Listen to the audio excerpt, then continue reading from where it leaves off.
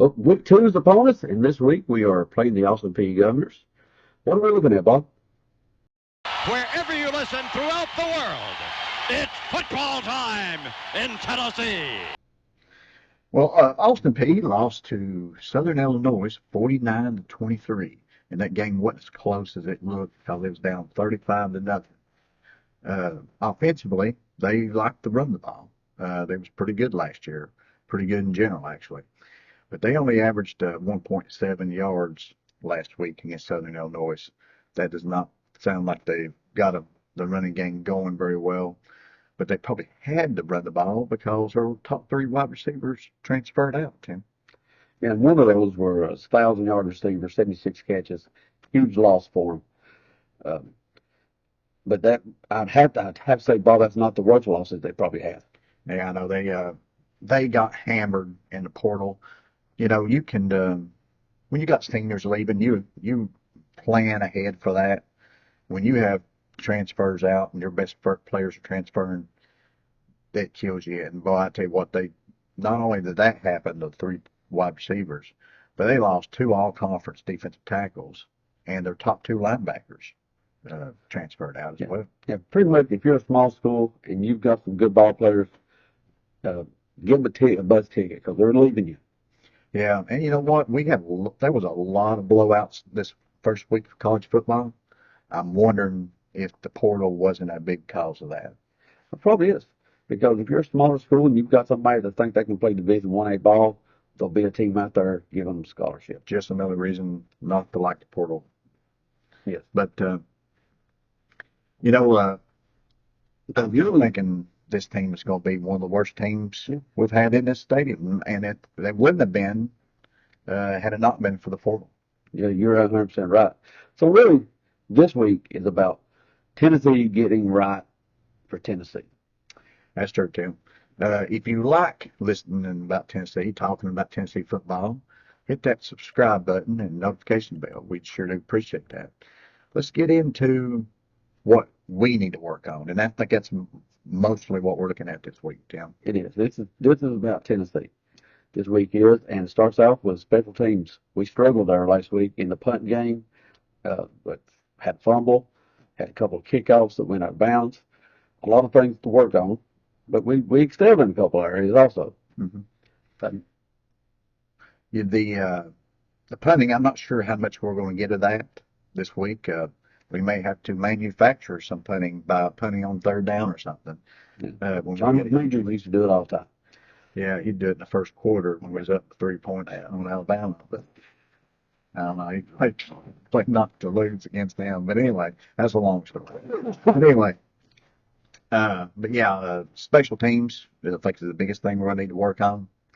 But the next thing I think probably is the rhythm and just getting the wide receivers and Milton on the same page. Yeah, we'd like to have a little bit more success in the pass game this week.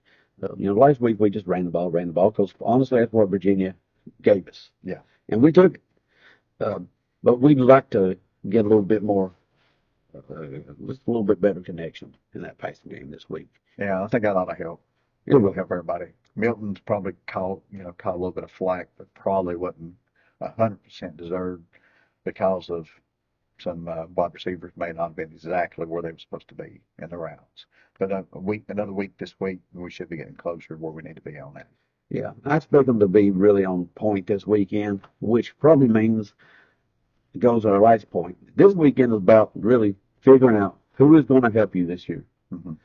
Which of these freshman class, if you have any questions about a couple of these transfers, this is the week they're going to get a lot of time and a lot of film on tape. I expect our starters to be out by halftime, and we may see a lot of NICO. We may see a full quarter of NICO. I'm thinking we'll see more than that. And, you got him. You're going to see like Selden, Aaron Carter, T. Lander, some of the Gibson and Matthews and Conyers and John Slaughter. A lot of freshmen. Yeah, get your roster list out because you're going to be seeing some numbers you've not seen much, and it's going to be there a lot. Yeah, the future, But But yeah, and like you said, it's not just about getting them guys game reps. It's about seeing, can they help us this year? So there's not going to be a lot of suspense this weekend, but there are some other games that might be fairly suspenseful. Yeah, let's get into our picks. Last week, I didn't do too good. I was 2-3. I was 3-3 if you count my game of the week, which I guess it wasn't too bad. But you was 3-2, I believe, and our guest picker Mike the cat was 2-3, right? Yes, the good thing he didn't win. He was able to keep his kibbles and bits this week. This week, this first game we're going to look at is North Carolina State versus Notre Dame. North Carolina State getting 7.5. What you got, Tim? Well, honestly, this is a good example of why I don't bet, because sometimes you have a hard time not betting with your heart. And since my heart has nothing for Notre Dame in it, I'm taking the North Carolina State getting 7.5 points. I'm going to do the same thing, Tim. I'm going to go NC State myself. All right.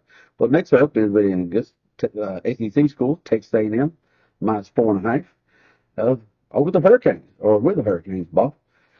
I think this one was a tough one for me. I'm kind of wanting to pick Texas A&M, but I'm going to go with the home team, Miami. You know, they pack that stadium, you know. There's like really 1,500 people. Yeah, I mean, the only stadium that compares to Vandy, you know, as far as fan base goes. But Vandy got better. yeah, it's bad. But anyway, yeah, that home field advantage, Tim. Yeah. I'm going Miami. Well, you know, if Texas A&M has to walk there, I'm still going to take them because I just think they got that much more talent on the team. So we'll have to spread on this one next week, Bob. Next up is let's go with Lane Kiffin and the Ole Miss Rebels against Tulane, battle of top 25 teams. Yeah, Ole Miss giving up 7.5, and I think I'm going to take Ole Miss on this one. I stick with the conference. Didn't have a real good week last week overall, and It's been a statement game. yeah, I think it's a bounce back week for the conference in general. So I'm going to go with Ole Miss. Okay, so we agree on that one. We'll go with Utah next against Baylor, who absolutely embarrassed herself last week. But Utah still, you know, we don't know about Cam Rising. They still playing their third, fourth team. And they're giving up 7.5 points on the road. Yeah, this is probably my pick of the week here. I can't imagine a team. Baylor lost to Texas State kind of convincingly. How in the world they can beat a pretty decent Utah, even with the injuries they've had. I'm still taking it to Utah -7.5. I will too. Baylor probably had the worst performance of anybody in the country last week, possibly. You know, they could bounce back, but man, they're going to have to bounce way back. And then lastly, we'll go up. Let's go up to Purdue, and those Boilermakers are hosting Virginia Tech Hokies. Yeah, the Virginia Tech's -3, and I'm going to take Virginia Tech on this one. I'm with you there, Bob. Let's go Hokies, -3.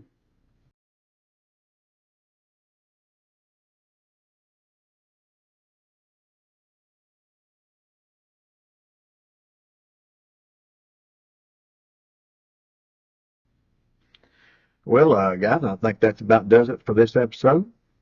Yeah, give us your picks in the comments. So see you guys next week. All right, Go Big Orange. go Vols.